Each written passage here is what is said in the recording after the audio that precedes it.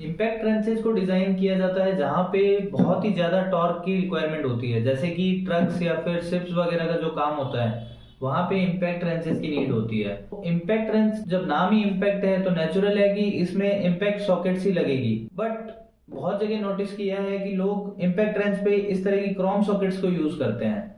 अगर आप भी क्रोम सॉकेट्स को यूज करते हैं इम्पैक्ट रेंचेस में तो आप भी इम्पैक्ट रेंचेस को भी डैमेज करते हैं और सॉकेट्स को भी डैमेज करते हैं। और ये एक सेफ्टी कंसर्न भी है क्योंकि जो क्रोम सॉकेट होती है वो काफी हार्ड होती है, वो टूट सकती है और आपको नुकसान भी पहुंचा सकती है। तो आइए सबसे पहले हम देखते हैं कि क्रोम सॉकेट्स और ये जो ब्लैक सॉकेट है इम्पैक्ट सॉकेट, इनमें क्या डिफरेंसेस है और क्यों हमें क्रोम सॉकेट को इम्पैक्ट गन में यूज नहीं करना चाहिए। अगर हम क्रोम सॉकेट और इम्पैक्ट सॉकेट के मटेरियल की बात करें तो जो क्रोम सॉकेट होती है वो क्रोम वेनेडियम स्टील से बनी होती है और इम्पैक्ट सॉकेट क्रोम मोली स्टील से बना होता है। क्रोम सॉकेट पे अगर आप देखेंगे तो CRV लिखा होता है, मतलब ये क्रोम वेनेडियम स्टील, और ऐसे ही इम्पैक्ट सॉकेट पे आप इस पे देखेंगे CRMO लिखा होता है, तो ये क्रोम मोलेबल स्टील है।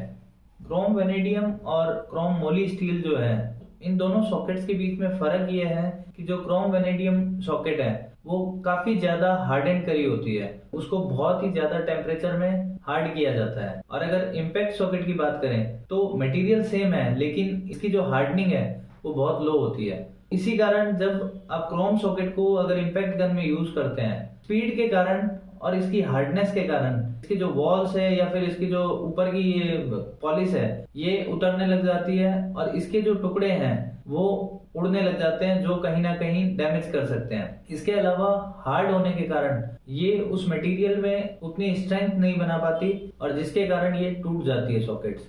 और उसी के अगर हम कंपैरिजन में बात करें इम्पैक्ट सॉकेट की, तो इम्पैक्ट सॉकेट रीफॉर्म और डीफॉर्म दोनों ही बहुत इजीली हो जाती है क्योंकि इसकी जो बनावट होती है उसके कारण ये बहुत ही सॉफ्ट होती है। जब ये अगर 1000 Nm के टॉर्क पे भी चलेगी तब भी ये डैमेज नहीं होगी। जो क्रोम सॉकेट होती है वो हमेशा क्रोमियम कलर की होती है, उस पर क्रोमियम कोटिंग होती है, तो ये काफी रस्ट प्रिवेंटिव भी होती है। और इम्पैक्ट सॉकेट जो है वो हमेशा ब्लैक होती है, तो इन सॉकेट्स की पहचान करना आपके लिए बहुत ईजी होगा। अगर हम इन दोनों सॉकेट्स के वेट की बात करें तो क्रोम सॉकेट हमेशा हल्की होती है, तो आइए इसको हम वेट करके देखते हैं। ये लॉन्ग सॉकेट जो है इसको हम वेट करते हैं, ये है हमारी 19 mm की सॉकेट और ये भी 19 mm की सॉकेट है। क्रोम सॉकेट का जो वेट है वो है लगभग 132 ग्राम। और अब हम इम्पैक्ट सॉकेट का वेट करके देखते हैं तो इसका वेट है 204 ग्राम।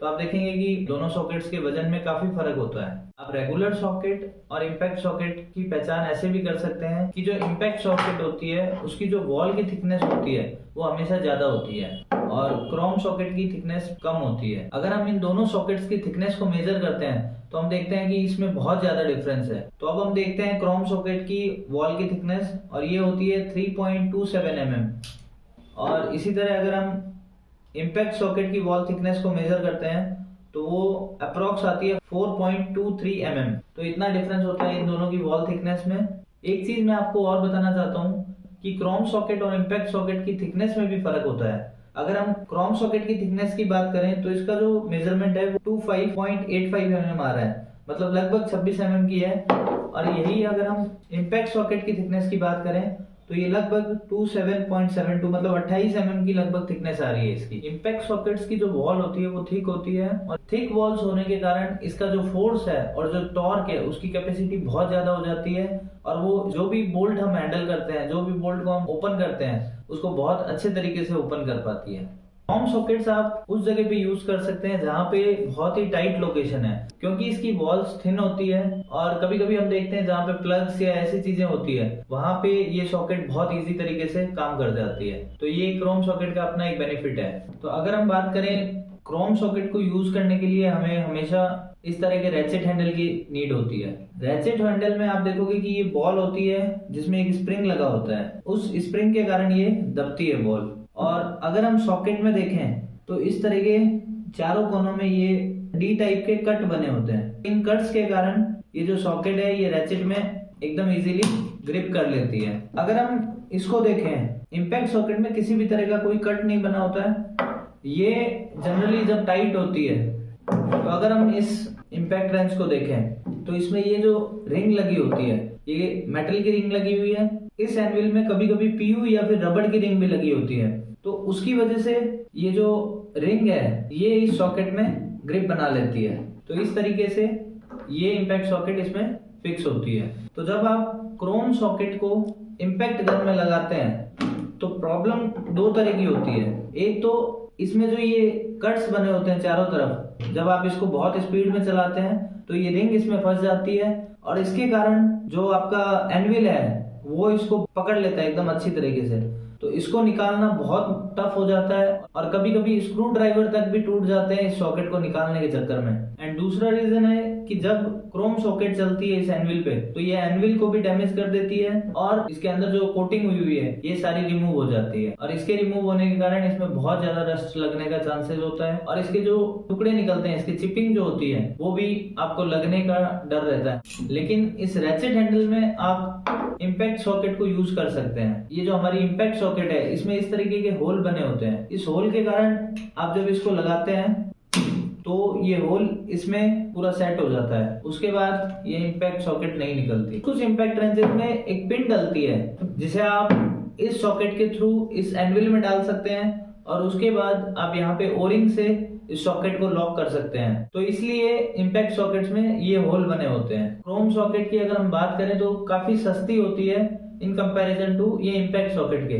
क्योंकि इम्पैक्ट सॉकेट का टॉर्क भी ज्यादा होता है और इसकी स्ट्रेंथ भी ज्यादा होती है, तो इसलिए इसका प्राइस भी ज्यादा होता है। ऑलमोस्ट सभी तरह की बड़ी कंपनियां जैसे कि स्नैप ऑन या फिर टॉप टूल की हम बात करें तो वो सॉकेट्स पे लाइफ टाइम वारंटी देती है। अगर आप क्रोम सॉकेट्स को इम्पैक्ट रेंच में यूज करते हैं और उसके कारण कोई डैमेज होता है, टूटती है सॉकेट, तो आपकी वारंटी भी लैप्स हो जाती है और सेफ्टी के नुकसान तो मैंने आपको बताए ही थे इसको इम्पैक्ट रेंच में यूज करने के।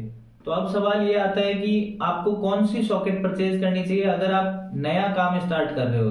तो आपको सबसे पहले, अगर आपके पास बजट है तो आपको ये इम्पैक्ट सॉकेट्स लेनी चाहिए, क्योंकि आजकल इस तरह के टूल्स बहुत इजीली मिल जाते हैं और आपका काम भी बहुत इजी कर देते हैं। तो इसलिए आपको सबसे पहले ये इम्पैक्ट सॉकेट्स लेनी चाहिए, क्योंकि ये आपके नॉर्मल हैंड टूल्स पे भी यूज हो सकती है और आपके इम्पैक्ट गन्स पे भी यूज हो सकती है। तो इसलिए सबसे पहले आप इम्पैक्ट सॉकेट्स को लें और उसके बाद अगर आपको लगता है कि आपको कहीं कहीं थिन वॉल्स की जरूरत है, आपको पतली सॉकेट्स की जरूरत है, तो आप कुछ क्रोम सॉकेट्स को ले सकते हैं।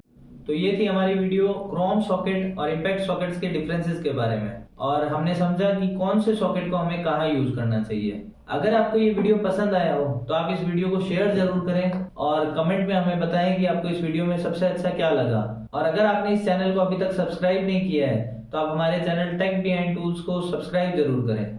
थैंक यू सो मच, मिलते हैं नेक्स्ट वीडियो में।